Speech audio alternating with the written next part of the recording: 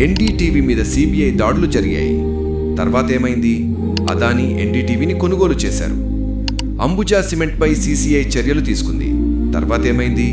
అదానీ అంబుజా సిమెంట్ను కొనుగోలు చేశారు. జీవీకేపై ఈడీ దాడులు చేసింది. తర్వాత ఏమైంది? ముంబై ఎయిర్పోర్ట్ అదానీ గ్రూప్ చేతికి వెళ్ళింది. క్వింట్పై ఆదాయపు పన్ను శాఖ దాడులు చేసింది. తర్వాత ఏమైంది? అదానీ క్వింట్లో వాటా కొనుగోలు చేశారు. నెల్లూరు కృష్ణపట్నం పోర్టుపై కూడా దర్యాప్తు సంస్థలు చర్యలు జరిగాయి. తర్వాత ఏమైంది? అదానీ కృష్ణపట్నం పోర్టును కొనుగోలు చేశారు.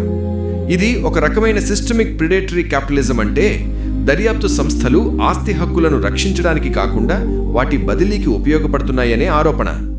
మన పోరాటం జవాబుదారీతనం లేని రాజకీయ నాయకులతో, అవినీతి, తప్పు నిర్ణయాలు, ప్రజల ప్రయోజనాల కంటే కొద్దిమంది ప్రయోజనాలను ముందుకు పెట్టే విధానాలపై ప్రశ్నలు అడగడం.